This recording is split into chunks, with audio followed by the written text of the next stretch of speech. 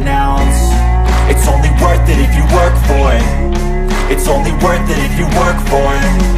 I won't stop till they hear me now. I won't stop till I wear the crown.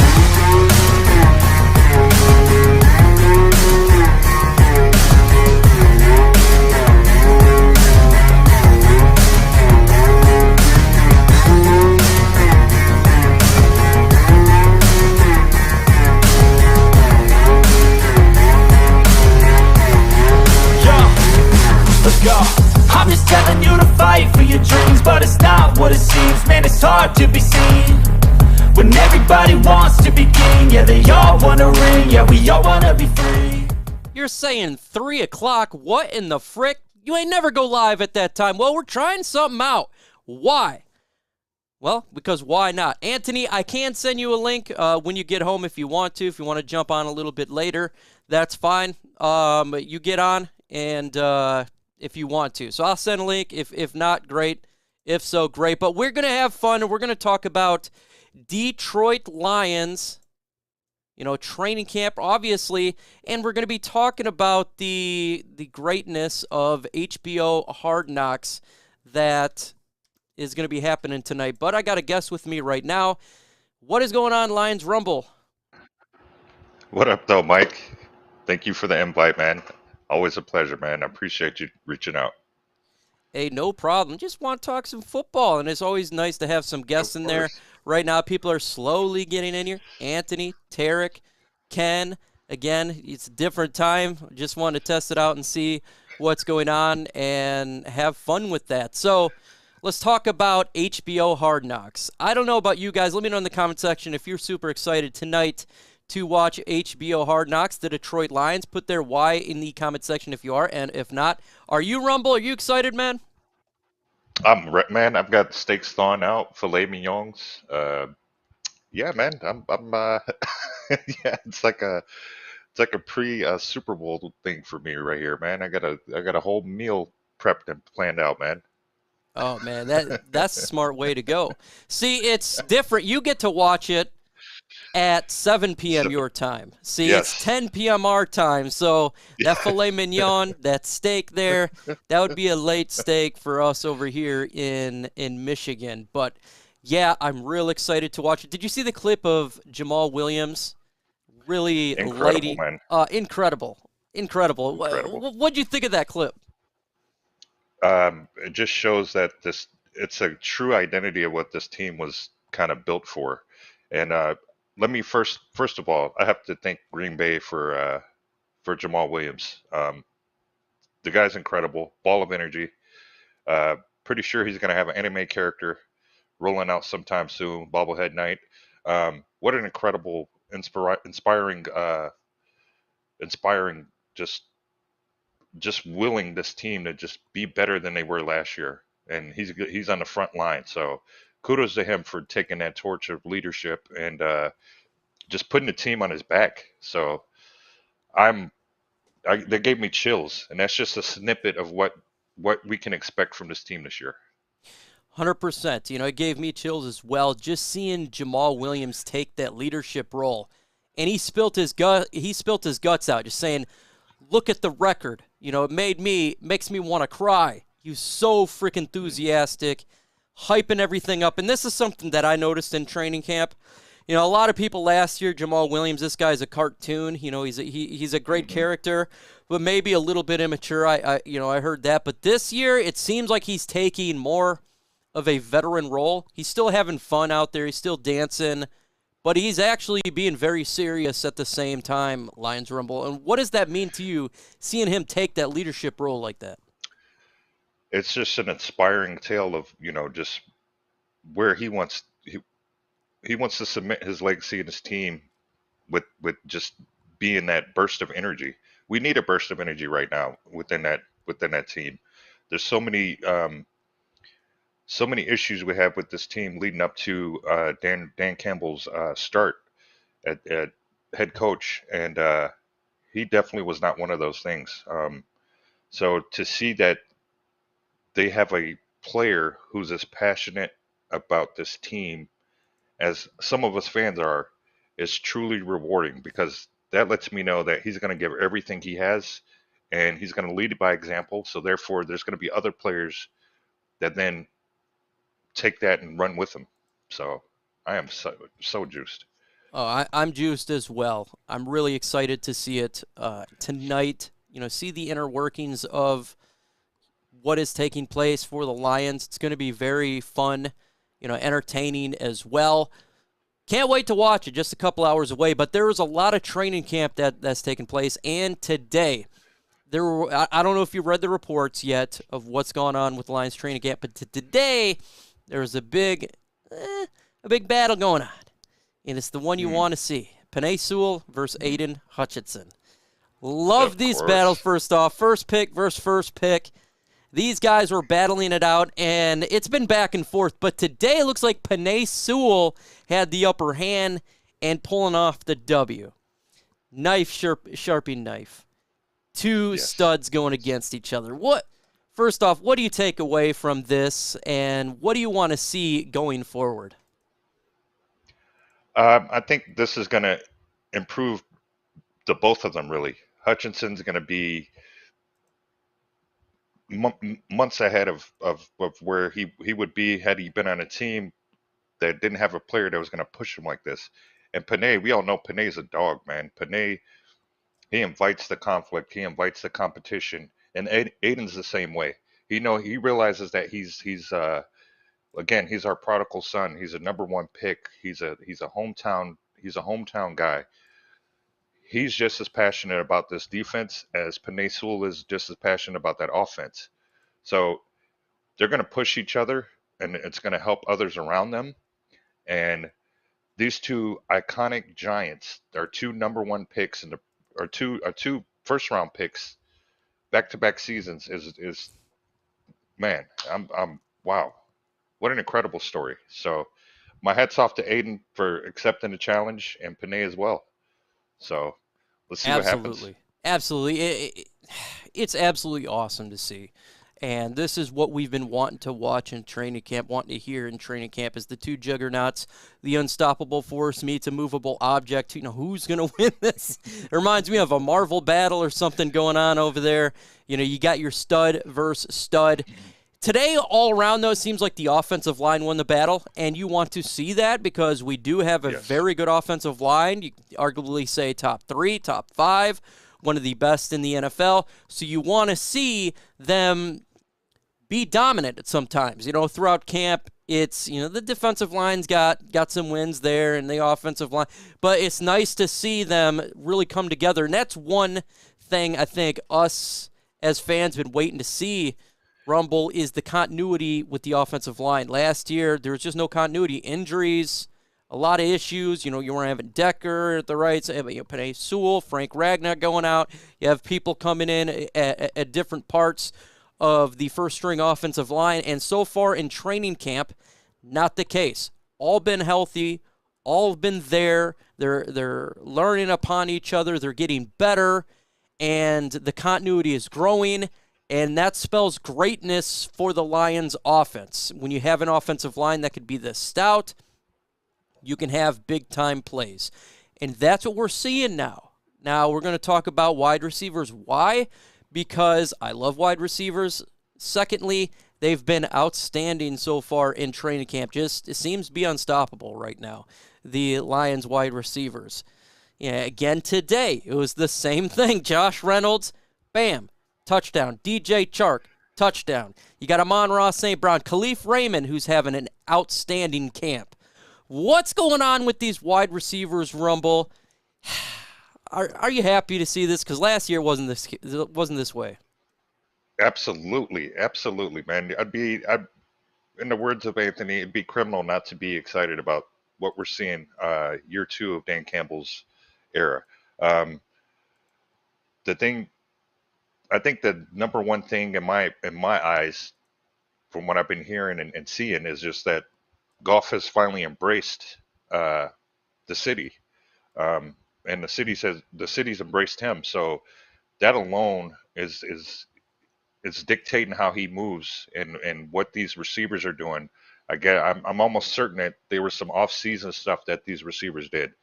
I'm almost certain that there was some talk between Goff and all of his receivers and running backs and O-line and Ben Johnson. So he knows how much the city wants to be. We're a football city. He knows how much this means to the city of Detroit. And I think everybody's buying into the fact that we don't want to be the laughing stock. We don't want to be 3-13. We don't want to be any of those things that we have been leading up to this. So Hard Knocks is in the city. All eyes are on Detroit, and I think Goff's embracing it right now. He wants this. He wants this almost as bad as us fans do. So He looks let's make him. confident. He really does. I've never seen him zip. I mean, the zip that he's throwing that ball, the dots that he's out there implementing and tossing, he's having fun again. You can tell. You can tell him throwing the dot. Hey, man, and it's only going to make him better and get him more confident in these guys. And then those guys are gonna eat, man. I'm expecting at least 2 or 3 of these receivers to have breakout years. They are. And the NFC is going to be the NFC North is going to be like, oh wow, okay, I guess we slept on them. And these are the things you want your team to do. I'm tired of the mediocrity, and I'm tired of just us being the punchline of every joke in the NFL. And I think, man, I think you're right as far as these receivers have a lot to prove. Chips on shoulders, and we love chips. Dr. Detroit in the building. He is a G. Appreciate you, man. We got Raw Detroit. Make sure you subscribe to Raw Detroit's my friend there, my buddy TA. Known this guy for 3 years now. He makes fire content. And make sure you follow Lions Rumble on Twitter, man. He's got the tweets going on. Now, somebody sent me, who should I follow on Twitter? I forgot who sent that to me, and I forgot to put Lions Rumble in there. I just put everything King and LNU. Should have put Lions Rumble because he is the king of Twitter. Oh, so make sure you go ahead and follow him. DJ Chark, his ability, we knew what he can bring to an offense. We knew this guy has a lot of talent. He is a number 1 wide receiver, in my opinion, when he's on the field. Now, with Jacksonville, he was not on the field. And he still, when he was on the field, he was smoking fools. Okay, now he's been in Detroit with Jared Goff. And he has been absolutely killing people in training camp. And it just continues every single day. Today, another big dime thrown to him, caught, making plays. We did that at Ford Field of scrimmage, touchdowns. DJ Chark is an absolute beast of an addition for this Lions roster. Lions Rumble, if he stays healthy, what is going to happen with this big pass game when Jamison Williams comes back? DJ Chark, you got Amon-Ra, you got Kalif Raymond, Josh Reynolds. Watch out, NFL. Absolutely, man. Shout out to LSU. He was a Tiger. Now he's a Lion. So shout out to him. Shout out for him and his family just embracing the city. Again, another one of those players who could have probably went anywhere and got paid. And thanks to Brad Holmes and this regime, they got him in here. They told him what their game plan was and how he could be a big part of that. And shout out to him for believing in that. Shout out to Jared Goff for believing in him. Shout out to all these players who are on these prove-it deals. DJ Chark is going to be a nightmare for majority of those players, especially when we get Jamison Williams back. The guy is a straight-up dog. He loves the deep ball. He don't care how he gets the catch. If it's in his vicinity, he's going to catch it. Consider it caught. So kudos to him for just embracing the city and embracing this moment right here. It's going to be a big season for him. If all plays out and he's healthy, I expect big things from that dude, man. I expect big things from him this year. I expect big things from the whole wide receiver core. Yeah, I seen them up front. Kalif Raymond, his route running, he's very crisp with his movements. He's making a lot of plays. Amon-Ra St. Brown's on a different level. It's it's funny. I was listening to a Chicago Bears podcast today. They're live streaming, and they're talking about how, they're going to dominate and have 13 wins, and the Lions are absolutely nothing. Recon. Yeah. Yeah. And I'm sitting back, I'm smiling. They have no idea what's coming their way. You know, they just, man, the Lions ain't going to get 3 wins. I say, okay. I think you all don't know what's coming your way because this is a different team than it was last year. It's easy to see. All you got to do is open your eyes and see it. It's not just writing. If you've been there up front, you can see that this offense is going to be dynamic. It's going to put up points. And the defense, all it has to do is be complementary to this offense. It doesn't even have to be an insane defense. The Lions can put up some points. And, you know, they're like, who cares about Roquan Smith because he requested a trade. And I said, well, you guys are going to care here a little bit. Don't worry. I don't believe you're going 13-3. I think it's closer to 3-13, and the Lions are going to put, the Lions are nothing. They're saying that, and I just sat back and said, you don't know what's coming your way. They have no idea what's coming their way, Rumble. Yeah, of course the Bears are. Their Super Bowl every year was beating us. It's like now that I feel like personally the tables are starting to turn. New regime, rebuild for them. All you keep hearing out of their camp is that there's certain players who aren't happy. There's certain players who want out, and that to me says a lot. And they're being very vocal about it through the media, and yet the Bears fans and the media, they're trying to sit here and use our team to kind of take the mind and take the heat off of what their team is doing. Their team is imploding right now.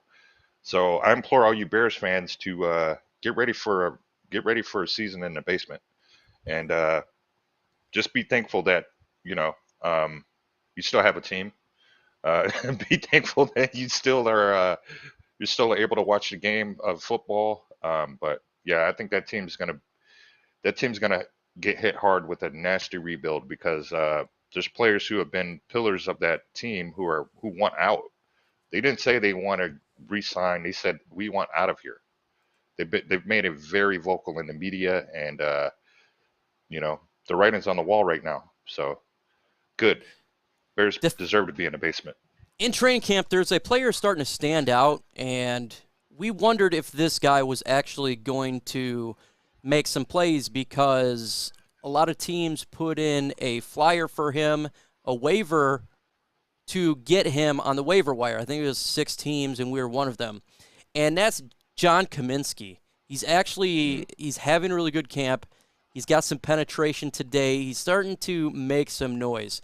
We always talk about a player that kind of comes out of nowhere, a diamond in a rough, a player that you don't really expect that comes in and makes an impact. Now, we know that Joshua Pascal is not going to be playing for a little bit due to his injury. If Kaminsky can come in and make somewhat of an impact and help out the Lions in rotation, what does that mean ultimately for the Lions defensive line? A player out of nowhere that helps make some plays.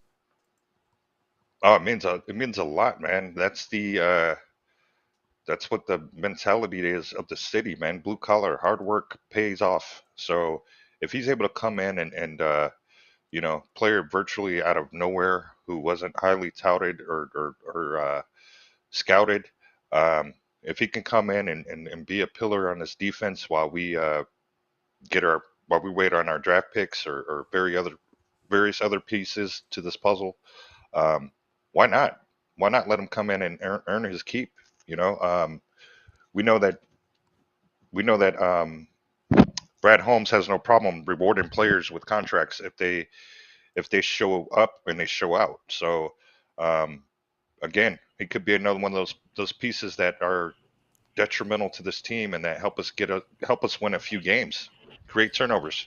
Anthony, what's up, man? Hey guys, how's things? Hey, living the dream. Happy that you could get on, Anthony. Want to try 3 p.m. here. I don't know what time is it over there across the pond. Well, it would have been 8 p.m. when you started, so it's 8:20 at this point now. So, well, at least it's not bad actually. One. This is lovely. It's the weather's like there's actually like light in the sky while I'm talking to you. Usually it's pitch black, so it's a little different. I like it. Hey, that's absolutely outstanding. Did you hear what occurred today at Lions training camp at all? I've seen little bits. I've seen that Aiden's been getting feisty with Penai. They're both still testing one another out very well. So yeah, I'm looking forward to seeing that. I also saw that Levi's going to be hopefully fit for week 1. I was worried that he'd been kidnapped because we'd heard nothing of him, but I'm really glad to see that he's going to be all right and playing. So yeah, I've seen little bits. Are you excited for Hard Knocks tonight? Oh hell yeah! I mean, I didn't think that I was going to be as much. I've said that I've heard enough of the rah-rah speeches. I need to see it on the pitch, etc. I'm about as hyped as I can get. And then I watched Jamaal Williams' promo, and then I'm just like, God damn it, they got me again. I'm just like, yeah, they just sort of hyped me up even more. But it wasn't just that. It was the raw passion and emotion with which he spoke. This is a guy who's only been here 1 year, and he spent most of his career up, where we shall not name because, it's that bad. But still, he's come here and he's about as passionate as any Lions player I've seen in a very long time in wanting to turn this around. And the words genuinely hit me. When he starts breaking down, he's crying. It means something to him. And that's, if us fans were giving the same speech to the players about what it means to us, that is what we would have said. We would have probably broke down and gone, look, come on, guys. Let's get some more wins. This isn't good enough. Push yourself harder. Don't ever give up, sort of thing. He spoke like a fan would. And it was really refreshing to see that from a player. Just, bare level, laying it all out there. This is what it means. And that's what you want to see sometimes from your players. Let me know in the comment section, did you love what you saw from Jamaal Williams and his epic rant speech that he did in the huddle? I absolutely loved it. This is something that we've been wanting to have here in Detroit is people care. It's always been one of those ideas where you come to Detroit and you're just getting a paycheck and then you go on to the next game with players. It's not the case now. I really feel that they've got players in place that really give everything they can for this team and what they can bring to this team. They've got players that are buying in to Dan Campbell. They have players that are trying to change a culture, and it's players like Jamaal Williams that will help you change that culture. He spilt his heart out because he really meant it. This guy is nearly in tears just saying, fight through anything. We can't be a 3-win team. We can't be this anymore. We need to win. I loved it. Yeah, and I did, and I think it's only something that we as Detroit fans can understand. We're there saying, this is different this time. We've heard it how many times over the last half century. It's different this time, but really this time, the mannerisms of the players, the way they're speaking, the way they're acting, this is genuinely different. And I was hearing you, before I came on, you were talking about the Bears who were just kind of, writing us off this season. Oh, they're just Detroit. They're talking loud. They're not going to do anything this year. They are about to have a dump truck full of bricks dropped on them by this team. And they don't even know that it's coming. And we do. This isn't just, I think there's enough apathetic fans in this fan base that this entire fan base is rallying behind him. Even the doubters are rallying behind this. So when you've got them on board, when you've got their attention, something should tell you that this is just more than the usual bluff that comes out from these guys. This is genuinely different. And you got someone like me who I am not a homer. Last year, so the Lions are going to win 2 to 5 wins, a max of 6, if everything went right. That's what I had, a realistic win-loss record. I see it was a transition year, one of a rebuild. This year, it's different. The talent is there. Being at camp, it's hard to explain when you're in person instead of just reading it off a beat writers or Pride of Detroit or an M Live. When you're there and you see it and you feel it, there's something different here in Detroit, Rumble. There is something, I'm telling you right now, when you can feel it, you can see it, it is a different feel. And I think this is how you make this culture change that we've been wanting to have for 30 freaking years, Rumble, is we had to have the right people from top to bottom. from all the coaches down, the right Yes. people. This Yes. feels like it could be at Rumble. Yeah, shout out to Sheila Hamp, and shout out to just her vision of you know, what she want this team to represent. And shout out to Dan Campbell for presenting his vision, and Brad Holmes. She's believing in these guys. Yeah, she's in the war rooms with them, and she's celebrating their success with them. Um, it's not like what you have over in Dallas, where it's render all things unto Caesar. She's actually listening to these players. These are some of these guys. Majority of these coaches are former players. Dan Campbell was a former player for Detroit. So what better guy to right the ship than somebody who was here during those times where it was like abysmal. And this guy, Dan Campbell, is saying, "Hey, I want to right the ship," and it's come full circle now. What an opportunity for the city. What an opportunity for Sheila and Dan Campbell and all those parties involved, man. Like, you were at camp, you said firsthand, you're like, dude, it's different. It's different. So I'm seeing it through videos and through your podcast and what you're doing, and I'm seeing the same thing, but it's different once you're there. So I'm getting juiced just thinking about it. You were actually there, and you're saying like, yo, this feels different. This is something we haven't had in 30 plus years. So kudos to everyone, and kudos to the community for just, I don't want to use the word buying in, but just believing in what this team is doing right now, what direction they're going. Christopher Smith dropping a $20 super chat. Huge shout out to Christopher Smith. Says, I won't stop till I get the crown. He's talking about the intro, and that's 100%. That's why I love and pick that song specifically. We ain't stopping until we get the crown. We're going to fight and scrap our way. Huge shout out to Christopher Smith for that super chat, and that's what it's all about. We ain't fighting. We ain't stopping. And you can see it, feel it at training camp. This is a different feel. It's a confidence as well. It's a sit back, like when I was listening to that podcast, The Bears today, like, I'm not even going to talk. I'm going to sit back. You have no idea what's coming. Last year, I would not have said that.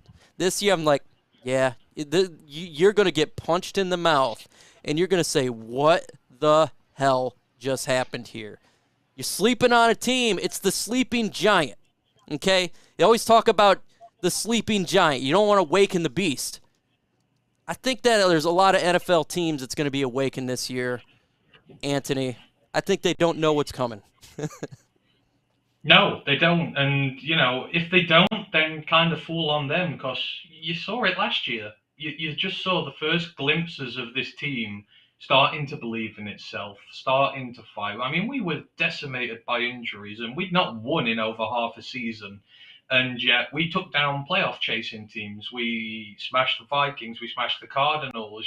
They weren't ready for us. They thought we were going to roll over and, have our bellies tickled. We didn't. We came out and we gave them a really hard fight. Hell, we did it with Green Bay at the end of the year. And, if teams underestimate us this year, then they're going to get a rude awakening very, very quickly. And, but like you say, people are not ready for this. It's only something that a Detroit fan can see. This, even the moderates, as I say, is seeing what everyone else is seeing. Just everything from the demeanor to the confidence to the strut in their step that they didn't have last year. Now, so preseason's coming up. We'll see what it looks like. But I mean, this time last year, the team looked bereft of confidence. It looked directionless. It looked like it was in a hole that it was. You don't see that this year. It's completely changed. Completely. It was a big mix last year. Not a lot of direction. Not, you could tell it was a year one of a rebuild. Everything was new. It's a whole different feel to this team right now. You can see the direction. You can see it. And I'm going to tell you what, it's forcing Roquan Smith to lean back. I'm telling you right now, it's going to force Aaron Rodgers to lean back a little bit. All right, I see what's going on there in Detroit. I see it. And a lot of battles going on, too. And it's really nice. And you're seeing the battles take place. We're going to talk about the backup quarterback battle. This is the one battle that I don't know is really too good. Lions Rumble. Let's talk about this backup quarterback position because Dan Campbell was talking today, not 100% sure if he's going to go 2 or 3 quarterbacks. You know, he says there could be a special teams player they'd would rather have on the team than potentially having a backup quarterback if it comes down to that instead of, 3 instead of 2. What do you see here so far with the backup quarterback position? Who's winning this battle? Is this thing going to go all the way down to preseason week 3? What do you think about this? Man, to be fair, I have not even been kind of watching the backup QB battle, but at the same time as you're stating this, I'm kind of upset because it's like who do we have that's gonna take the helm of the ship? Who has the team went behind? It's like if what exactly who's making headway? Like again, if they want 3 running backs, then you better have 3 different game plans for each running back or each quarterback. I mean, so man, I would rather have another skilled position player that we know is going to make an immediate impact than 3 quarterbacks. If we think this O-line is as good on paper as we know it is, then I don't think we have to worry about having 2 other additional running or QBs. I think we should be able to pick one and be fully confident in them and move forward. What do you think about the backup quarterback competition there, Anthony? Should we go 2, 3? What's your feeling? Who's going to be the backup? Who's winning right now? Do you think it's going to go all the way to week 3 of the preseason? What is your thoughts on this battle? Overall, we should take 2 quarterbacks. I'm not interested in taking both of them. They can have a game of rock, paper, scissors to see who plays quarterback 2 this year. I don't care. For me, they're both just as bad as one another. So pick one, go with them. But for me, I would rather take, an extra running back, be it Godwin or Josh Jackson. I'd rather take an extra wide receiver, be it Josh Johnson or Khalil Pimpleton. I'd rather take an extra defensive lineman, be it Demetrius Taylor or, Austin Bryant or one of those if they're on the edge as well. They will offer more to this team this year than a quarterback 3 will. And, possibly one of them could go on to become, a staple of the team going forward. So for me, I'm trying to fill as many roster spots as I can this year. Outside the quarterback position, I ain't taking both.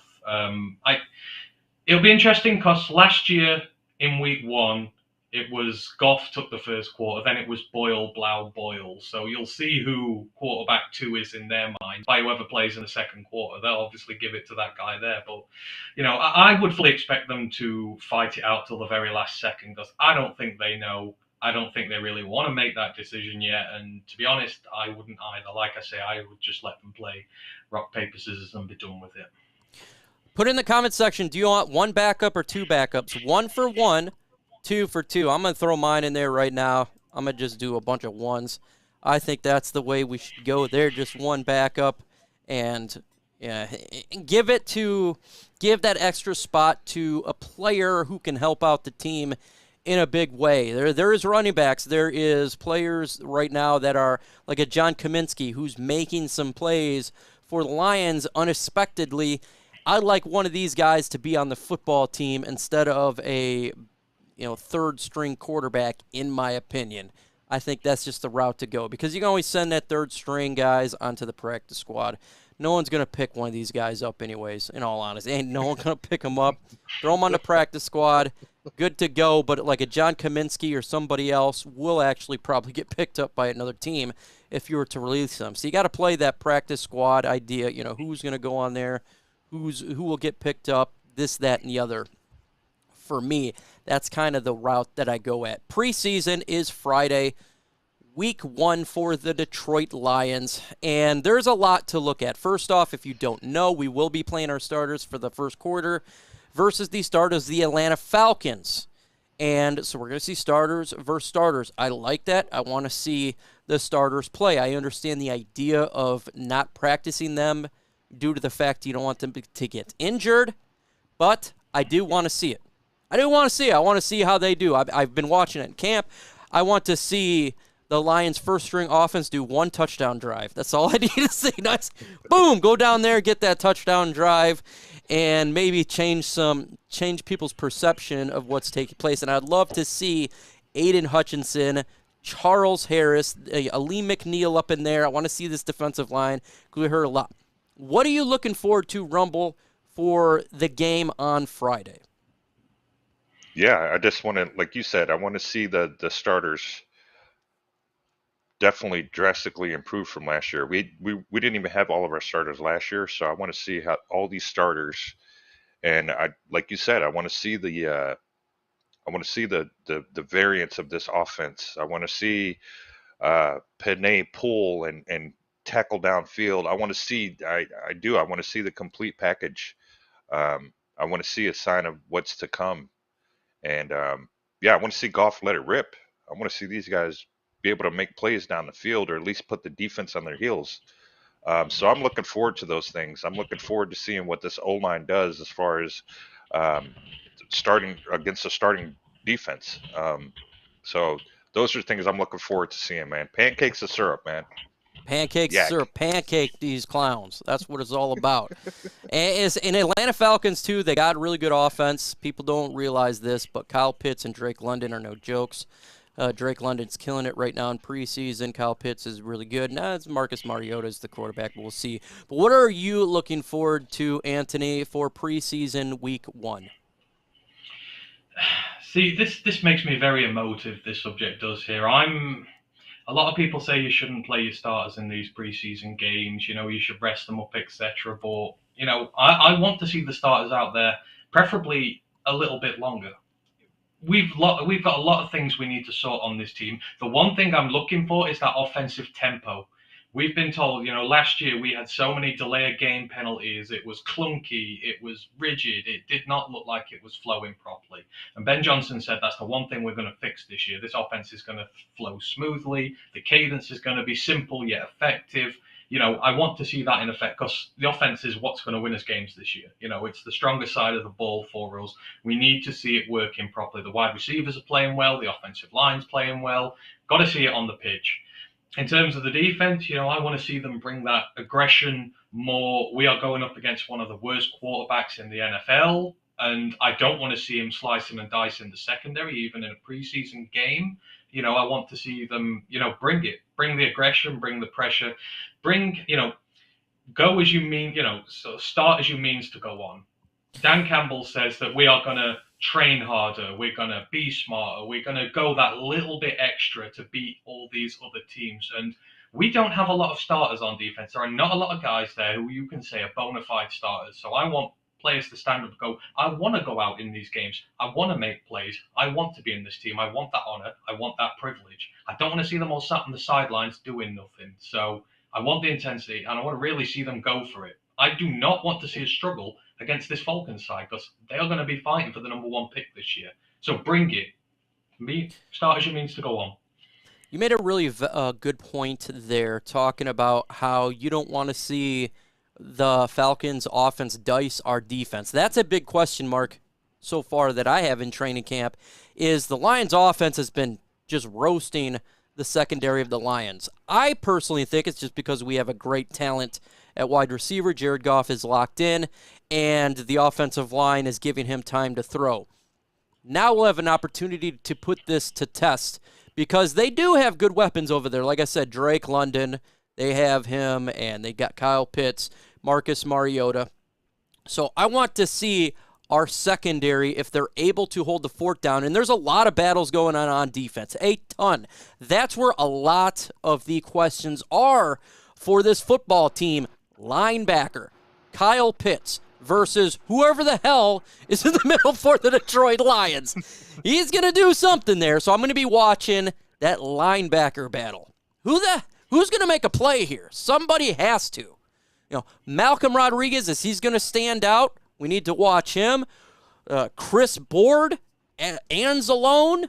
There's so many questions right there. And with the secondary, like you were talking about, the safety position, the corner position, we still got to fight with Will Harris, Jeffrey Okudah.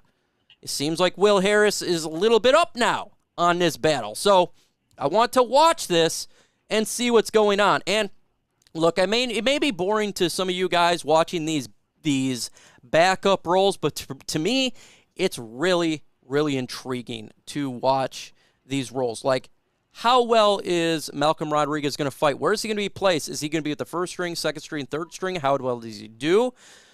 How are, like, a John Kaminsky, how is he going to do? How are these backup players fighting for these roster spots going to do? Jamar Jefferson. I'm looking at it all. Score, to me, doesn't matter. I don't care who wins the game, but I want to see our ones defeat their ones. I want to see our twos defeat their twos, and I want to see our threes defeat their threes.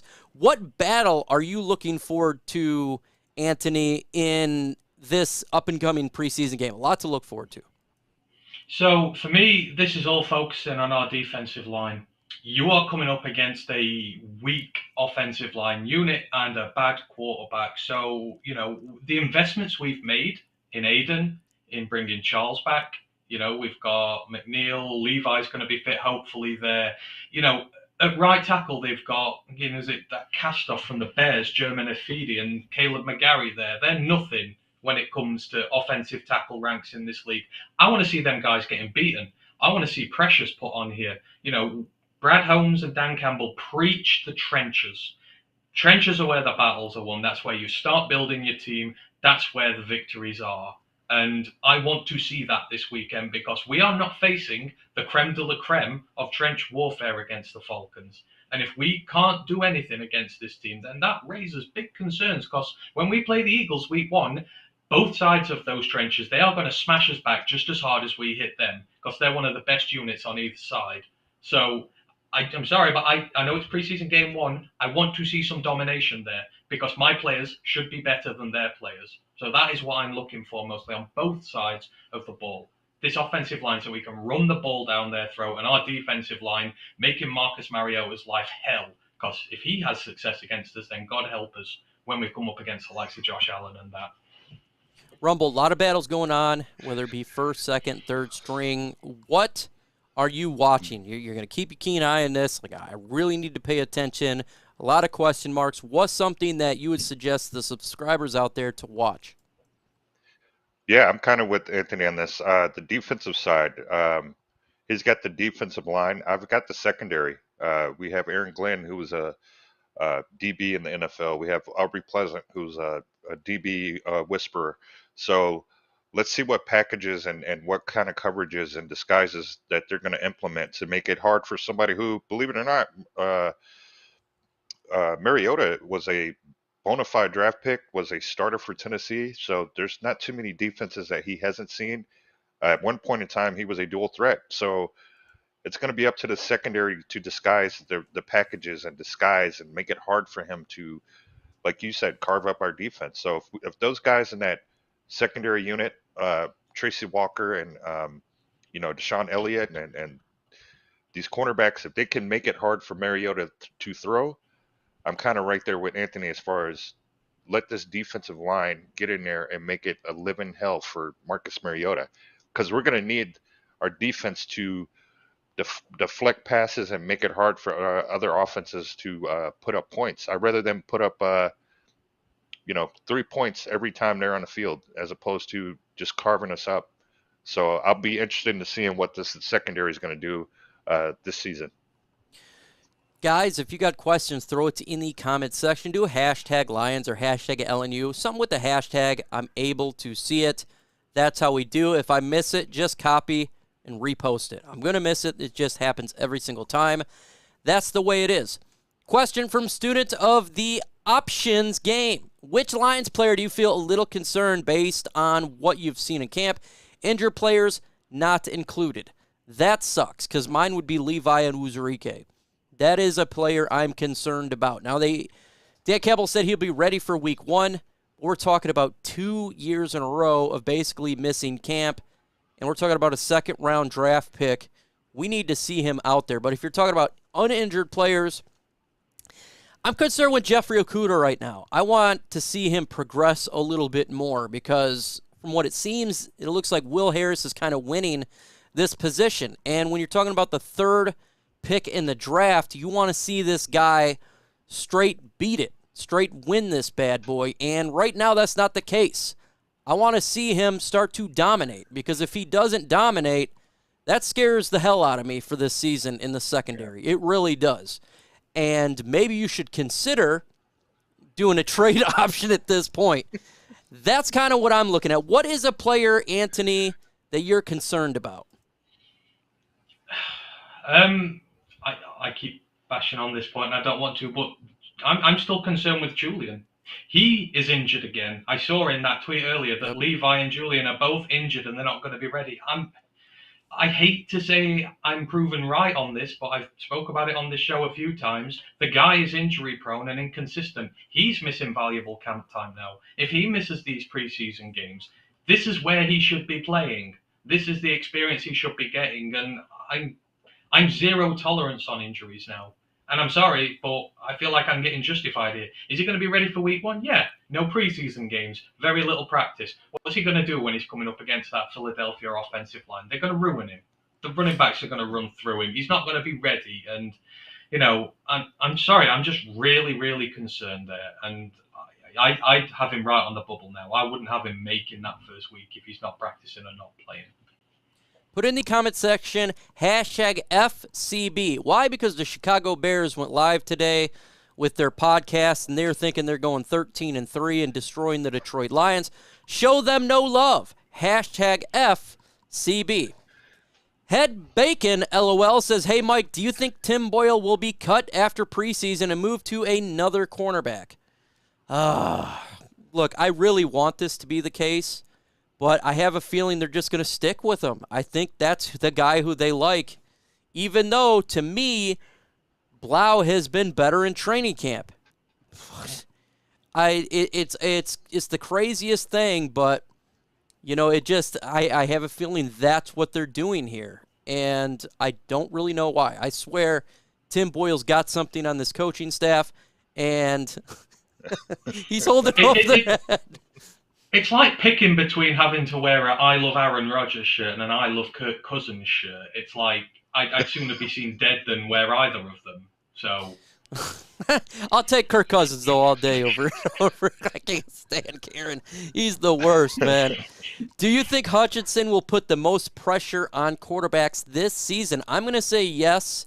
Everything that I've seen in training camp, everything that I've read as well, is resulting in Aiden Hutchinson being an absolute monster on the edge. Maybe he starts to get double team in the NFL, and they'll give Charles Harris more of an option to get after the quarterback. But I'm going to go ahead and stick yes with that rumble. What do you think? Yeah, I think he's ready. From all talks that we've been hearing, he's the guy's embracing this. So that right there alone, just the actual fact that he wants to be on his team. He's excited. He wants to make a change. He wants to make a difference. He wants to get better. All those things simply are, you know, checking off all those questions we have. So I'm looking forward to seeing what he does with this D-line. Looking forward to seeing what he does as far as what kind of impact he's going to have, what kind of vocal leader he's going to be. And we've all but embraced him. He's ours for the next few years, for the next few seasons, and I hope the NFC North is ready. I hope the NFL is ready, because I believe this guy's going to be he's going to bolster this defensive line. So, how is the linebacking core progressing, Anthony? How do you think the linebacking core is progressing by John Paul? I don't know. It depends what standard you want to hold it up against. I think you would have to say this season that the aim of the linebacker core is to try and find some starting talent. I think that's the aim this season. And what has camp shown us? Camp has shown us that all those who've been in the pro Malcolm Rodriguez camp were absolutely right to be. You know, he has progressed through the teams one by one. He showed the attitude that came straight off the bat. He's shown the willingness to work. He's shown the willingness to come play. The second the pads went on, he just turned it up another level, and he's performing so well. And to all those of us who've said, look, this guy's legit. You watch him in college, he's a legit player. Those concerns you have over him are non-founded because of how he plays, the style, the wrestling background. He's going to be a tough guy going forward, and he's going to be, I believe, a bona fide starter for this team going forward. So, progression-wise, it's really good that what Malcolm's been doing because we need him to. Barnes has been doing all right. I know they said there's still issues there, but, he's progressing well. They said, because Dan Campbell came out and said Barnes and Jefferson were the two who'd shown the biggest improvement. He said the attitude was never an issue, but, the understanding of where they're at, how they need to improve, how they need to get better, both those two have come back and look completely different in regards to that. So I like the progression he's making there. So, I like how the linebacker core is progressing in terms of the players who I think are going to be crucial for us going forward. Is that going to translate onto the field right away? Probably not. But by the end of the season, are we going to be happy with where it's going? Hopefully, things carry on as they are. Then yes, we will be.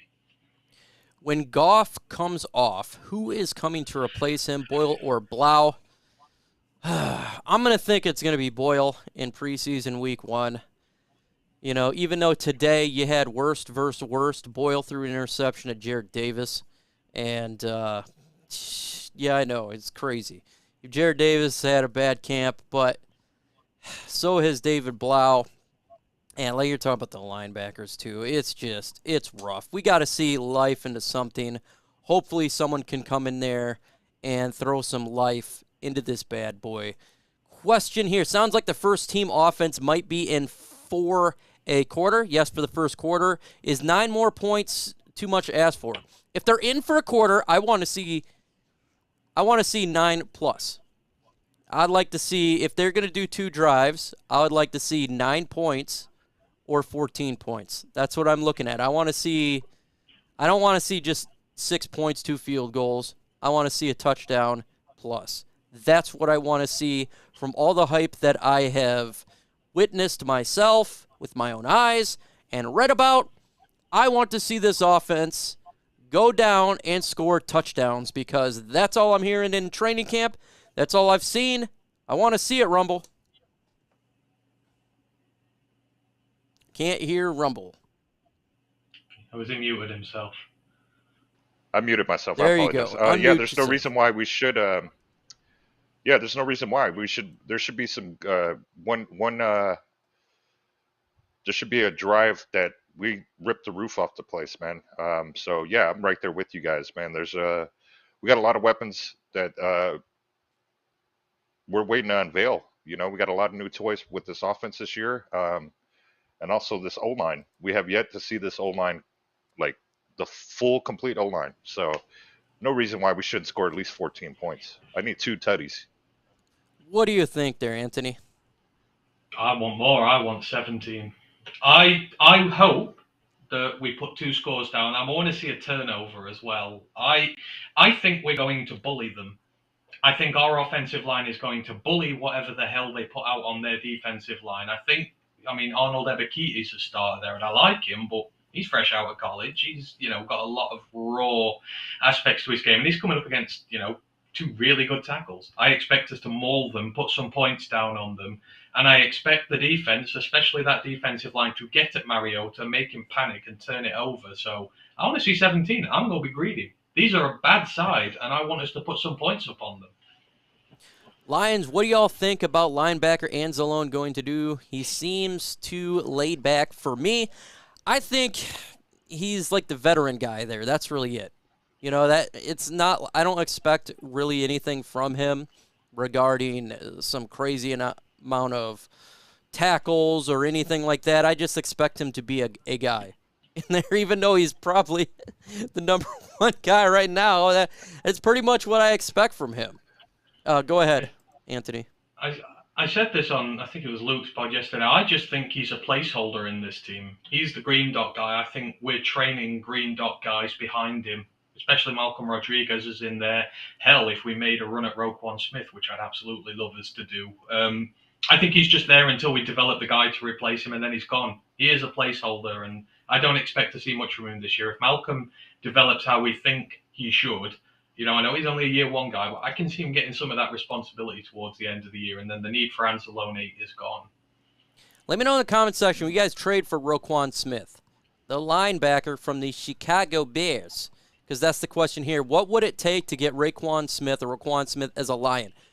23 second-round pick and Cephas. Ooh, what do you think, Anthony? What do you think it'd take to get Roquan Smith? We're talking about an NFC North trade. That's difficult, first off.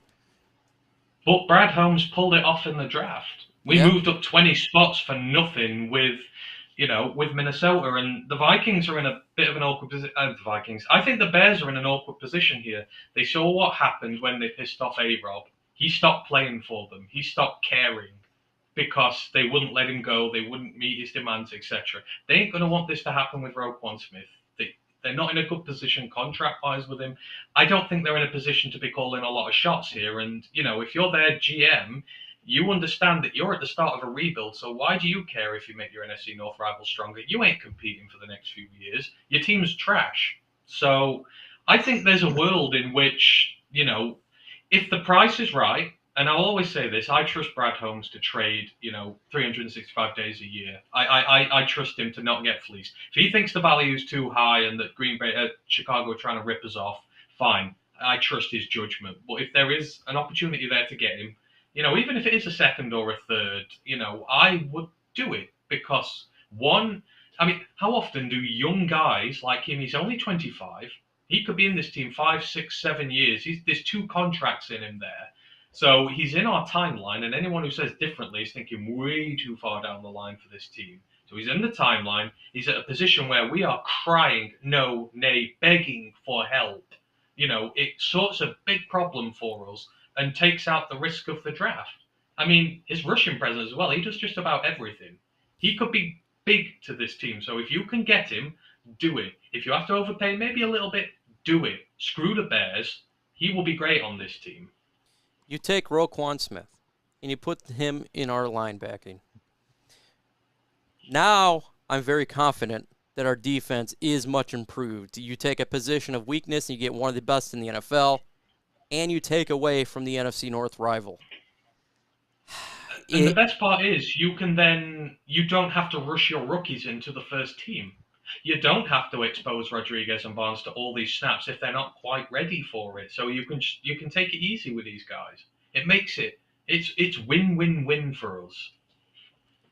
Definitely a win-win-win. Unlike the bots here, and the bots are out in force right now. I had to remove these bots. You know how it is. I don't know. It never works. I don't even know why they do this. It never works anytime. We got 100 in the chat. Let's get to 75, like 75. Yes, we started early, Chrome, because why the hell not? I'm trying different hours because I can do it. Figured do it anyways. Rumble, would you trade for Roquan Smith? Let me know in the comment section. Why for yes and for no. Spam it right now, Y's and N's. Would you do it, Rumble? Yeah, again, I'm not going to reach for him. It's clear and apparent that Roquan does not want to be there anymore. So Chicago's going to have to do something. They already know that they're. I don't know if they open the checkbook more. I just think he doesn't want to be there. I think he sees where this team is going. Like Anthony said, he's like, oh, this is going to be buns. I'm not going to waste what could be potentially the prime of my career waiting on a rebuild here. I've seen so many other players do it. So, and I think he would be willing to sign with Brad Holmes just simply because of what we heard from these other players who re-signed with us for another year. Tracy Walker, he said, I could have went anywhere else and made money. DJ Chark, I could have went anywhere else and made money. I believe that Brad Holmes and this regime, if they put together a package that makes it appealing to Chicago, I believe Roquan will be the first person to jump all over it and be like, okay, breath of fresh air, and he gets 2 games to stick it to the Bears. I would be open to that. But again, don't overreach. It's got to make sense. And he would know the Bears defense too, by the way. Yes. You're trading for a guy that kind of understands their defense so he can help out the offense and be like, hey, this is what's coming up. And we're talking about a guy who is one of the best in the NFL at his position. So I think it would be a huge upgrade if the Lions could somehow swindle a deal with the Chicago Bears. Man, I love it. I must say, I would love it. Hashtag Lions, do they try any razzle-dazzle plays first preseason game or keep it in the back pocket? I say they'd keep it in the back pocket. I think they're going to be bland. Generally, that's what you do in the preseason. Don't want to really show anything. You don't want to go all into the playbook and try to show something that you'll use in the regular season. Why? Because winning means nothing. I think it's more, let's be bland and let's just get it by force. And I think that's what we can do there and bully, just like Anthony was talking about with the offense and defensive lines. Nice to hear that the linebackers are progressing, but still wouldn't mind if they brought in a free agent. Think there's any chance that could happen? Wait till the 53s are cut from other teams. That's when I would do it. If they're going to look for a free agent, that is exactly what I think they would do there, is wait for that. It would not shock me at all. They picked up a linebacker. There's no one right now, besides you hear of Malcolm Rodriguez, that's really doing anything at the linebacking core. That's literally what it is. Even if you're there in person, you're like, what is going on here? You can't see anything. When the final 53 set, which position do you think they keep more players, and which position you think would be thinner? I think they keep more players the defensive line position. I think that's something they could do. What do you think, Anthony, on this one? I'm kind of with you, Mike. I think you keep more at the defensive line. Obviously, you need more rotation in on there. So I think it's vital that you keep more guys in there. But I also wouldn't be surprised if they went more at wide receiver. I would keep more at wide receiver. I love Khalil Pimpleton. Yep. I love Josh Johnson. I think both of them can offer something to this team and will be picked up if we let them go. So, yeah, again, screw quarterback 3. I'll take an extra wide receiver with me. But, yeah, I think defensive line or wide receiver for me will be the big one, possibly running back. How long before Pascal is fit? That's another string to our defensive bow. I don't know. There's not much on him. Anthony, it looks like you're about to say something. No, I was yawning. Okay, he was yawning. That's exactly what we know. We don't really know anything. Well, they said that the timeline for his recovery was 3 months, which put it at mid-August. I think August the 16th, but they said he's ahead of schedule. So I think that is, he's going to be training again by mid-August, but he might be training a little earlier. So I think we should see him within the next couple of weeks now. Matthew's talking about the Roquan Smith. I don't know if he heard what we're talking about here. Look, here's the deal. I would make a phone call, that's for sure, even though it's the NFC North. But we have a massive gaping freaking hole at linebacker, and there's a massive BA linebacker right across to another state in Chicago. It would seem like a perfect fit, but again, it'd be difficult. You've just got to convince them that the move's right for them both. Yeah. It's like when he made the trade with Kwesi in the draft. He said to him, look, we want this guy now. You're not kind of sure what you want to do. You want another pick. You're a new GM. You like the picks in the draft. Take our extra pick here. We'll move forward. You move back. It's good for both of us. If you do the same with the Bears, you've got an unhappy player there. You've shortchanged him. You've pissed him off. We'll take him off your hands. And in future, you are a rebuilding franchise. You're going to have a bad year. Roquan Smith, no matter how well he plays, ain't going to really do that much for you this year in the wins column. We'll take him off your hands. We'll give you a future pick. You can get your shit together after this year. You've got an extra draft pick then as a GM. You like that. This works for both of us. You just have to... It's stupid not to trade in division if there are benefits for both of you. Us and Minnesota both benefited from trading. So if we can give them the right package for Roquan, which isn't ripping us off, but at the same time is giving us both a bit of what we want, you can do it. And I think Brad Holmes can, put that across to him that, you're going to have a bad year. Take the draft picks, rebuild next year. We'll take your guy now because he's going to accelerate our build here. Chrome has a great idea. Throw Tim Boyle in there as well. Look, you got a quarterback. He will definitely help our team out when he's on the field. So go ahead and take Tim Boyle. Do it. We'll do it. Oh, man. That's funny. That's funny. I don't even think Madden would allow that trade, would he? Madden wouldn't do that grounds on, ethical grounds. It's like, no, you're taking the mick here. We'll just throw it in Oh. there. Anyway, we're going to throw it in there. I think Reynolds surprises everyone. Something about his demeanor I like. Which Reynolds? There's two Reynolds, Josh Reynolds or Craig Reynolds. First, Josh Reynolds had a really good camp this year. He's very underrated. Not a lot of people are talking about him, but he is absolutely having an underrated training camp. He has been dialed in with Jared Goff. And Craig Reynolds, he's having a very good training camp. He's made the team. He's going to be the number 3 running back for the Lions. Today, he was making people miss. And that's exactly what you want to see from him. And he continues to be a player like Netflix, all the way down to Hulu. And who knows, maybe HBO Max is his next one that he will be called, because this guy is making some plays. Folks, if you got questions, we may have answers. Put hashtag Lions in the comment section. If you put hashtag, I will answer it. They can have Boyle and Blau. Well, we got to have a backup quarterback. But, we could send them Boyle and Blau. We could give them Jared Davis. Throw him in the mix if they want. They need a linebacker. We can get him JD. He'll be injured by week 1.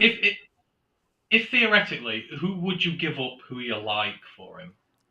If you had to give up a player that, because someone said Cephas, so who would you be willing to give up for Roquan Smith, who you actually like, and who would be worthy trade bait for them? Jeffrey Okudah. Man, I look at, Jeff Riston tweeted today that Okudah had been the best cornerback in camp by a mile, even better than Amani. So, is he seeing something different to you? Because from what I've heard, it's like it's not been good, but he says he's been cornerback 1 by a mile. I haven't. From what I've seen, it's been Amani's the guy, and it's going back and forth with Will Harris. That's kind of what I'm seeing. Yeah, I want Okudah to be the guy. I want him to be the guy, but from what I've seen, he's kind of back and forth with Will Harris. Now, could he take it? Could. But I haven't seen it yet. I haven't seen him take that step.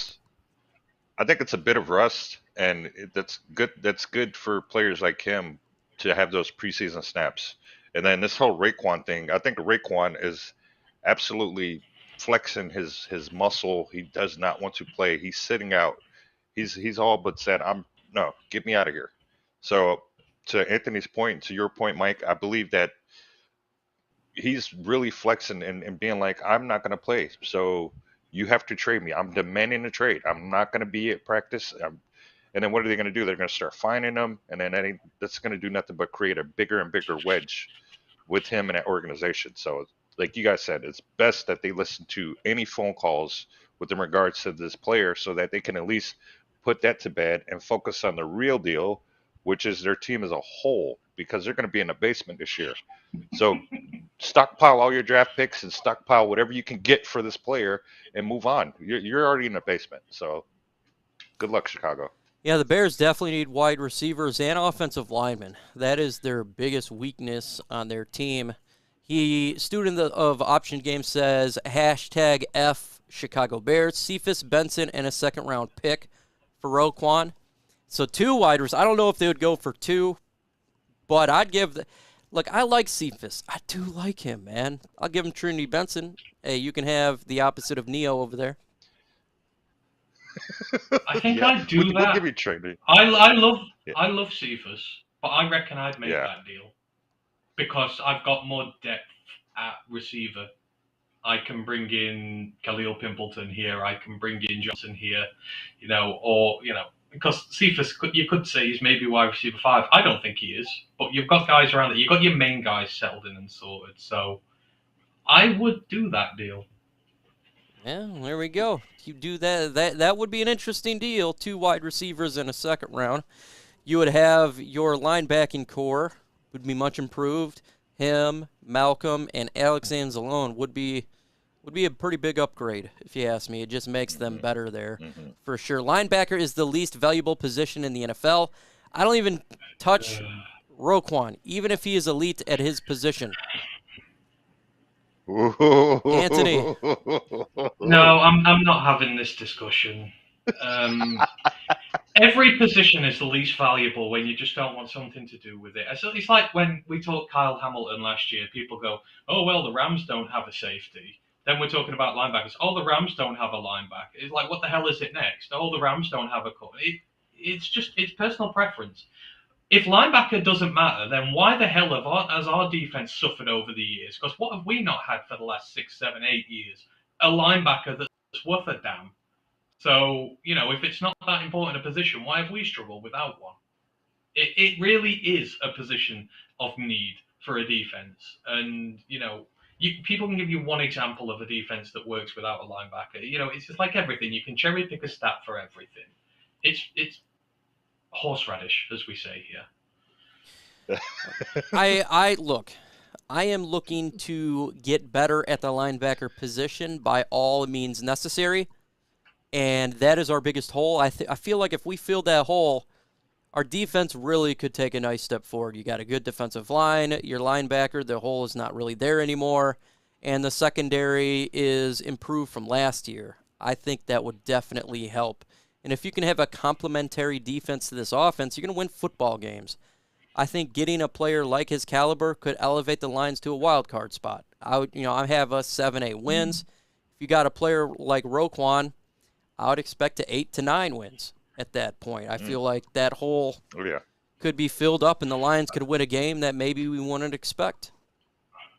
Yeah, I mean, what have we complained about a lot?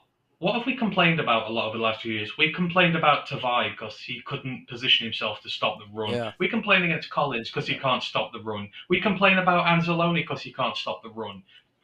Oh, well, that's a position that doesn't matter. Why do we care if they can stop the run or not? Well, there's your issue. This is one of the biggest problems we've had, stopping the run through the middle when the defensive line's breached. That's where your linebackers come in. And that's why we need some good ones to make this defense great. Our defense has hummed in past years when we've had good linebackers in this team. It's just we've criminally not had one for so long now, and we've not put that much effort into the position. We got Barnes last year, but then before then we didn't really try since Tavai, and that's because we had an idiot GM in charge who didn't know how to draft. So at some point you've got to address it. You can't just let it sit there. Look at Green Bay. They struggled for years in the championship games because they had no linebackers and teams ran on them. They got Devondre Campbell now, and the one thing that happened last year in the playoff games, the defense didn't give it up. Why? Because they weren't getting run on no more. There's a thing there. Yeah, I like all. Look, I want the best 11 on the field, and that requires some linebackers on defense. I want to have a strong defense. I like having a strong defense. Now, it doesn't need to be the number one defense in the NFL, but I'd like to have a defense that you are not going to get rolled on every single play. 3rd and 5, first down. 3rd and 6, first down. 3rd and 5, first down, first down, first down. I watch this game. I do live watch parties on my channel and everything. I try not to curse on my channel, but in my head, while this is going on, every time a 3rd down is converted, every word you can think of is going in my head, and I just want to rip my hair out, even though I don't have much of hair, because you see that. It always get hit in the middle. So that's just one thing that's always happened to us. So, yeah, I respectively disagree that it's the worst position, don't need to have one. I definitely believe we need to have one. And look, if we don't get one this year, I do feel in this NFL draft that we are going to be picking up a linebacker significantly early in the draft to help this team out. I think that is exactly what they'll be targeting there because they need to get one, and that is #facts. You can have an elite linebacker and defensive backs as long as your defensive line is elite. Yes, that's true, though. If your defensive line if you have a BA defensive line, it's going to help out the rest of your whole defense. That's facts, Rumble. Yeah. If the opposing quarterback doesn't have time to throw it, then yeah, absolutely. If your defensive line is able to create pressure, tackles for losses as far as running backs or those, yeah, of course, yeah, all those things matter. And to you guys' linebacker talk, yeah, that's a very important piece to the defense. Those are your guys who are typically your quarterbacks on the defensive side. Those are the guys who are calling the audibles, who are positioning players to be where they need to be, who are all but doing everything that coach a coach would be doing on the field. So yeah, that's a huge part, man. Yeah, like we need help at that position, and we need to make sure that this defense is. Those are the guys that you lean on when times are rough, because those are the guys who know where everyone needs to be. So yeah, that's a huge part of this defense that we need to address. We're going to do with the panel on this question. Great question by student of the option games. Hashtag F Chicago Bears. What overall defense ranking will make you happy once the season is over? I expect the offense to be the best unit. So I'm just putting that out there. And, is there potential for them to be a top 10? So for me, defensively, I would like to see them be better than, I would say, I think 21. It's kind of where I'm looking at, maybe like 18 to 21, where I think the defense will be. I think making a jump to that spot would be very nice, at least for me, because we do have talent now. We have a very good defensive coordinator. To make that type of jump, I think the Lions could win 7-8 games. What do you got, Anthony, for the Lions' defensive ranking? I think what would make me happy if there is not a 2 or a 3 at the beginning of the number. I would like to see it in the end teens, if possible, because I think we've invested. People say if you've got a good defensive line, your defense is going to be better. Well, I mean, we've invested in our defensive line. We've got a second overall pick in there, and 2 guys who are getting very well paid at edge alone. You've got 3, round 2 or round 3 draft picks in the interior. You've got Brockers who's earning good money in there. You should realistically have a good defensive line this year. And yes, we may have we may have problems at linebacker and safety, but they're worthless positions. So as long as our corners and our D-line come together, I just think there's a lot of young talent there. And I think I would like to see us, at minimum, I'm kind of like you, Mike. I want to see us like 21, 22. I think that's where you've got to be. And if Aaron Glenn wants a head coaching job and wants to say, this is what I'm doing for this team, I think he has to get them up there, because any less is just, it's not really showing you a big progression going forward. What do you think, Rumble?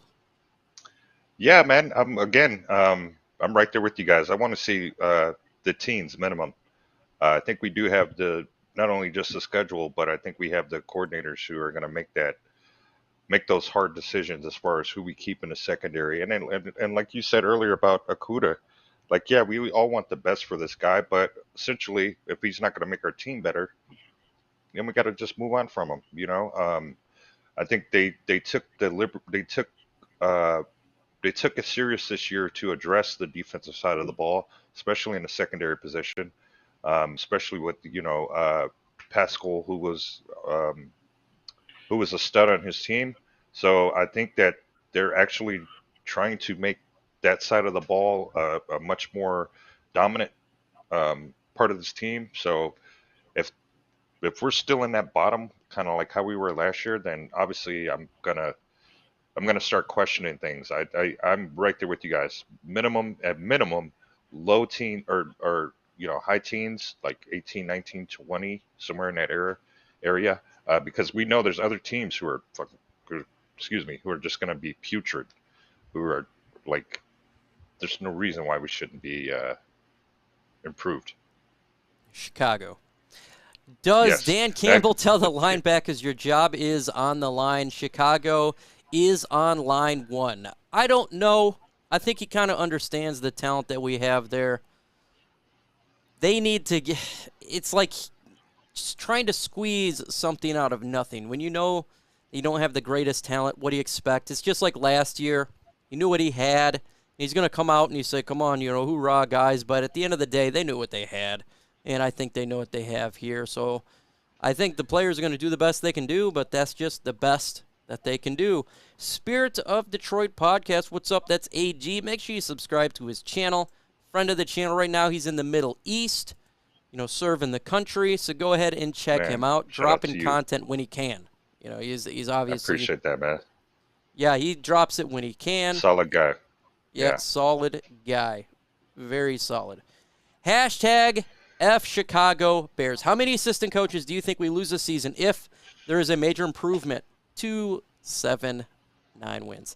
I think we could lose 2, but I'm going to say we lose 1. We lose Aaron Glenn. I think he becomes a head coach. Even though I really like Deuce Staley to become a head coach, I like it, or Jefferson to follow if Aaron Glenn leaves. But I'll just go with 1. What do you got there, Rumble?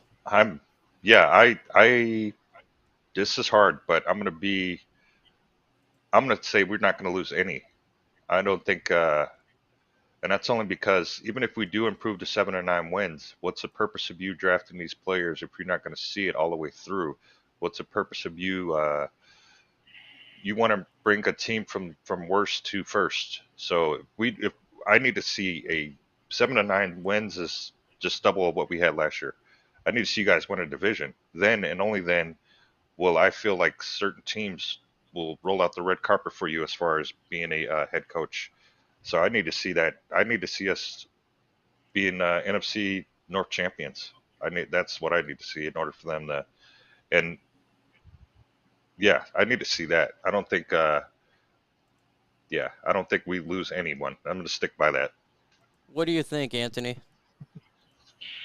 I'm with Rumble on this. I don't think we're going to lose anybody unless the defense really shoots up the rankings. I mean, like if they get to high teens from what they have this year and they look really good, I think then you give Aaron Glenn a job. I think if you're going to go from coordinator to head coach, I think you have to have track record of bona fide success behind you. Brian Daboll, look what he did with Josh Allen and that Buffalo Bills offense. You know, he turned them into one of the best offenses in this league. He got his dues. He got his job because of it. And I think there are still a few other coordinators in line in front of Aaron Glenn who have actually done something meaningful on the pitch. And that's not to downgrade anything Aaron Glenn has done. He's doing a fantastic job here, but you've got to have an end product before you make the jump up to a head coach. And I just don't think they're going to be good enough this year to justify him getting that jump up. But I don't mind. I want him here another few years to make this group elite.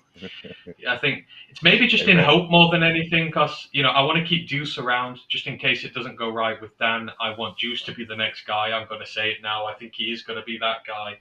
I think we need to pay him lots of money to stay here, even if it's as an understudy. I don't think we lose anyone. I think this group are good. And if this team, like Rumble says, if this team becomes a playoff team this year or is nearly there, the hunger to see it over the line and be a part of it, I think is going to be a big factor in keeping them here. Yes.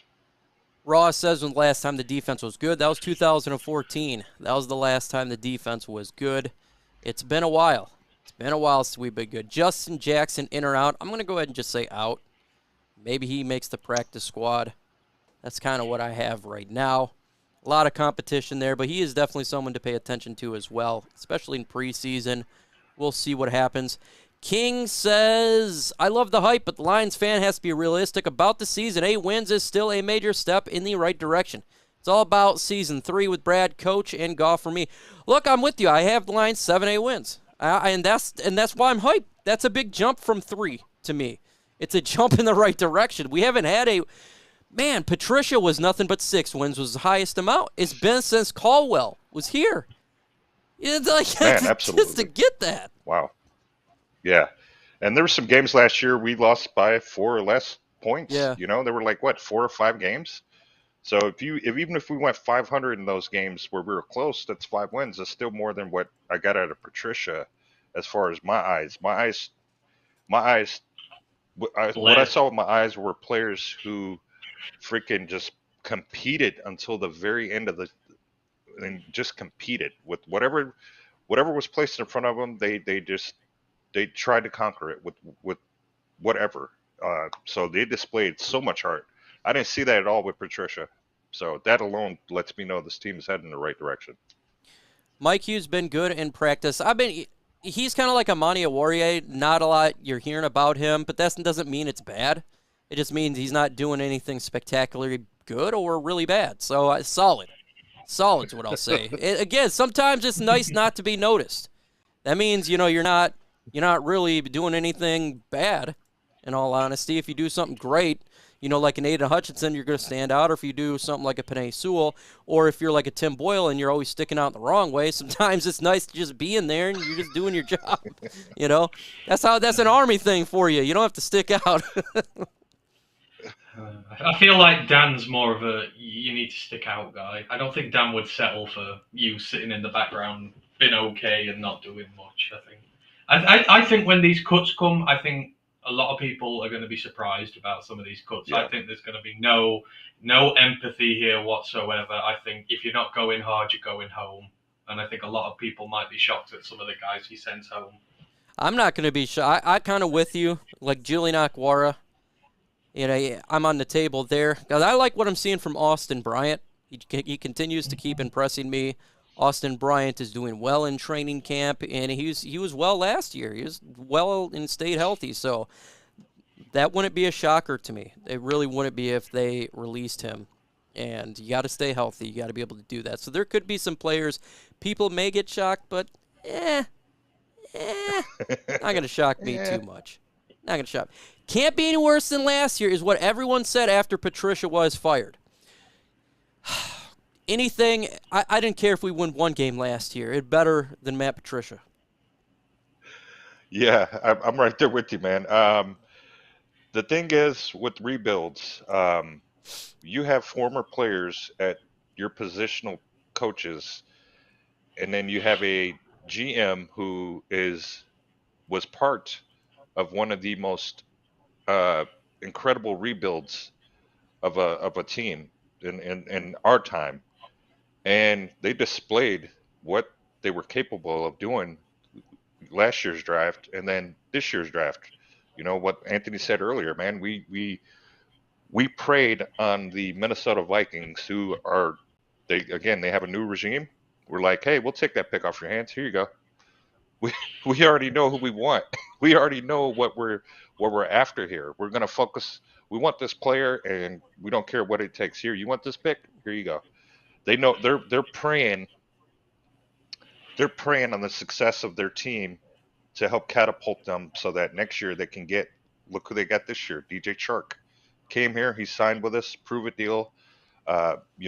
We've got some weapons here that are improve-it deals that we're trying to prove that we know what the hell we're doing in our front office. So shout out to those guys, man. Compensatory picks that we might receive with the Rams this year, because who knows what Stafford's going to do. They're making smart moves. We haven't had a smart guy in the front office in a long time, man. It's not just fans. Everyone's buying into this. I saw Glover was back yesterday. Glover has not said anything nice about the Lions in a long time. We've interviewed him on our pod, and I love him. He's one of my favorite players of all time, but he was not complimentary about Matt Patricia or what went on there. He's back in the building now. Calvin's back in the building doing some stuff there. It's like the players are like, oh, right, actually, they're doing it right this time. It's not just, we're not going to be as good this year. It's a pipe dream. Everything that you have seen and heard this year is bona fide and real. It's not just the fake stuff you've seen in the past. But again, people outside the building can't see it, and they're going to get a really rude awakening when those of us who can are proven right. And there are going to be a lot of people who will be like, what the hell just hit us this year?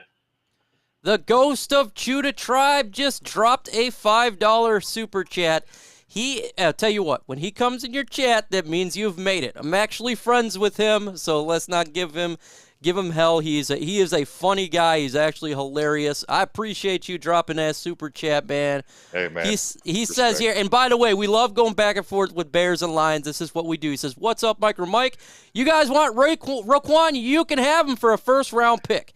You Lions fans got to fill of the shredded kneecap sandwiches 0-17.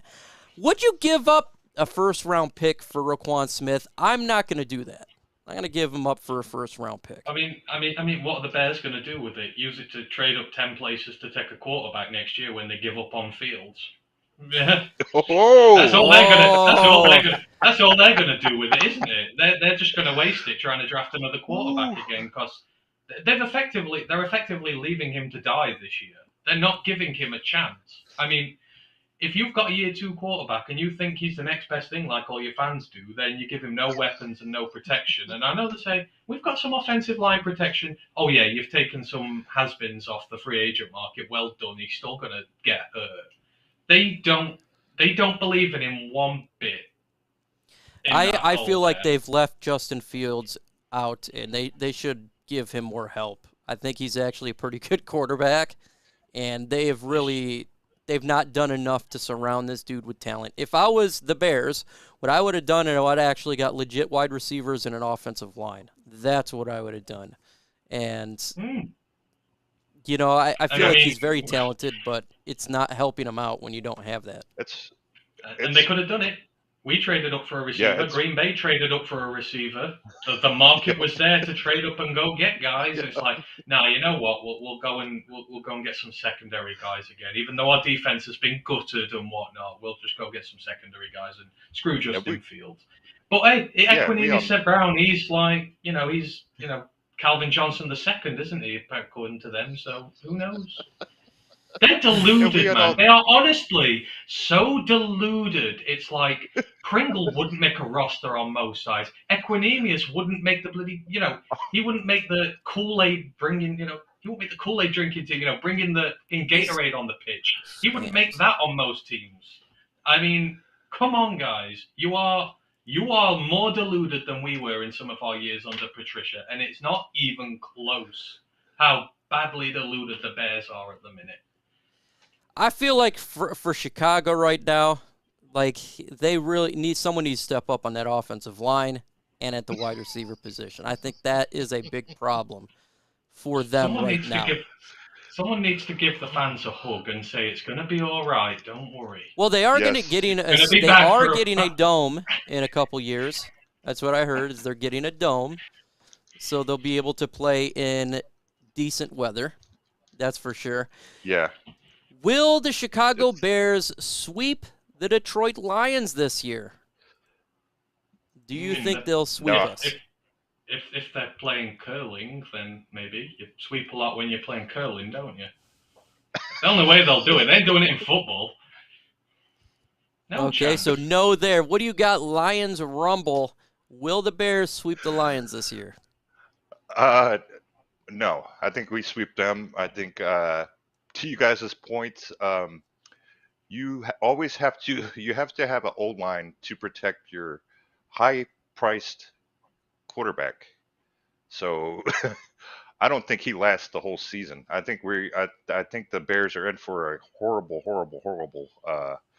rude awakening, man. Like your high-priced valued quarterback is not going to see the whole season. And then it's going to set you back even further. And to Anthony's point, they draft another quarterback next year. Yeah, I don't have them sweeping. I think we go 1-1. Even though I do believe the Bears are they got worse this year. It's still an NFC North rival. It's never easy to beat anybody, and that's just kind of the way it always is. So I will go 1-1 with Chicago. Here's a good question because I've seen this as well. Would you trade for Kareem Hunt? No. Nah. Go ahead and explain why. First off, I'd say no, too, because we have great depth there. And really no need for that. And if say we need to get a running back next year, you can just draft one, in all honesty. That's exactly why. The depth is there this year. We don't need another guy. We can go draft someone next year if it becomes a problem. Running back's a dime a dozen. And I know he's a good one, but, between Swift, between Williams, between Jefferson, between Reynolds, we got a good running back room here. We don't need him this season. And we go draft a guy who's younger and cheaper next season for 5 years, or 4 years. No need to trade for him. Yeah, I'm in the trading business, Rumble. What do you think? Yeah, nah, he's damaged good at this point. I don't want anything from Cleveland at this point. I feel like the whole team is just they're just going through something right now, and we have the right players and mindsets in here. So I don't want to bring a basket case in to somewhere we're already trending up. So no. Mm-hmm. I am a little bit delusional being a Lions fan because going through the pain that I've been for I'm 37. I've been a fan for 31 years. It's been a whirlwind of suck. So being a Lions fan is a little bit of delusion, but I tell you what, we do win, it's going to be glorious. It's going to be absolutely glorious. Now, it may happen when I'm at 99 years old, but we will win at one day. We beat the Vikings last year, who were better than the Bears, and we did that in the end of the year. So, this team's developing, it's getting better. The delusion is that the Bears aren't realizing that they're going to go at the start of a rebuild now because they've been worse than us. The delusion is we've been to the playoffs more times than they have in the last decade. We've been 3 times, they've been twice, and yet they tell us that we suck. Yeah, no, sorry. You've got to be realistic. We're the whipping boys. We're the only ones they can kind of look down on and say, "Oh yeah, we're better than you." No, you're not anymore. I'm sorry. You're looking 147 in the building. Let's get to 100 likes. 22 away. 22 likes. If you've not hit that like button, smash it right now. If you look at that like button like it's Matt Patricia's face, hit it as hard as you can. Make sure you hit it as hard as you can. We refer to Calvin Johnson as Megatron. What should Jameson's nickname be? Any nickname for Jameson? I don't know. Don't have a nickname for Jameson Williams right now. I'm gonna have to see him play. I'm gonna have to see what I'm gonna have to see him in that Honolulu blue. That can be our homework for the next show. Yeah, that could be the homework for the next show. Put it in the comment section. Yeah. Give a nickname if you have a nickname out there for Jameson Williams. And it's something to do with speed. He's very fast, so maybe something to do with speed there. But Megatron got that nickname from Williams or other wide receiver. We call him Roadrunner. Yeah, Roadrunner. He could be a Roadrunner. Quicksilver. Okay. Yeah. Definitely could be. Folks, we've been on for an hour and, 37 minutes. We're going to go ahead and call it a day. If you've not hit that like button, do it right now. We'll be live again on LNU on Thursday, but I'm just kind of messing around with the times right now, seeing what works a little bit better because I want to just see that. I want to see what it works, and I'll have that ability going forward here in a couple weeks where I go live pretty much any time. And it does help out the guys from England over there. That's something I really want to be able to help them out. Really, really do, because it's a insane time past midnight, so that's definitely going through my brain. So I wanted to do that. Anthony, what do you got to say to the folks when we close this bad boy out and go ahead and talk about your channel?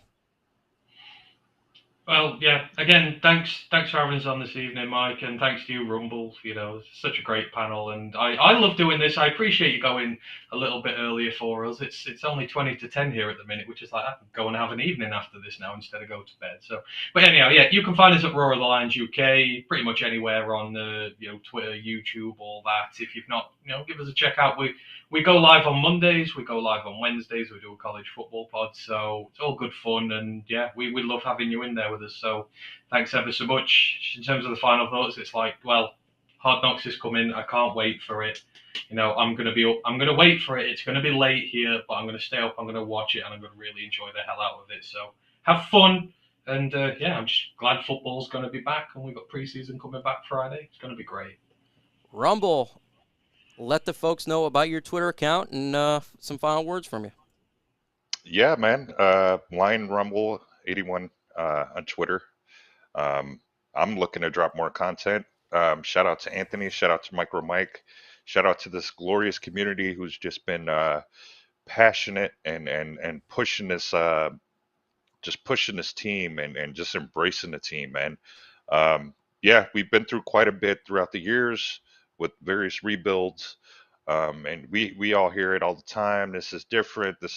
Well, this is different. We're hearing it from former players. We're hearing it from current players. We're hearing it from content creators like these guys to the left and right of me. So again, Hard Knocks is tonight. Let's embrace it. Let's really continue to roar and rep the city of Detroit and rep the Honolulu blue and silver. And shout out to all you awesome fans who are always here. Shout out to Michael Mike for being and you too, Anthony, and the Roar of Lions UK for just being pillars in this community who are just keeping this whole foundation structurally sound and just pushing positivity, man. So shout out to you guys, man. I respect the hell out of both of you, man. Hey, appreciate everybody coming out. Ghost Shooter Tribe, appreciate you, man. Next time you go live, I'll jump in on there with you. I am friends with this guy. He's a funny guy. He's really a good guy. He's just one hell of getting under people's skin. He's the Don Burr of Chicago, and I got to respect it, and I definitely do love it. I appreciate everybody coming out, hanging out, and talking Detroit Lions football. With that said, we got Hard Knocks tonight. Get ready for it. It's going to be fun. We get to see more Lions content. Let's go. I had a lot of shit come easy. Had to work hard, struggle just to be me. Had to rise up just so they could see me. Did what I had to do just to feed me. And what was left over I put towards my dreaming. But the only thing in life that has meaning are the things you gotta work for, believe me. Take into your hands a plan, your own hands can land your own brand. And damn, I feel like no one takes accountability. They want the credibility, convincingly unwilling to put in the hours it takes to get some power. Don't be f***ing sour, take a cold shower. Scream until you're louder, work until you're prouder. And f*** all the doubters, they're just your downers. I swear to God they all let me down. I always fought just to wear the crown. I'm off at these fucking clowns who were all taught they deserve an ounce. It's only worth it if you work for it. It's only worth it if you work for it. I won't stop till they hear me now. I won't stop till I wear the crown.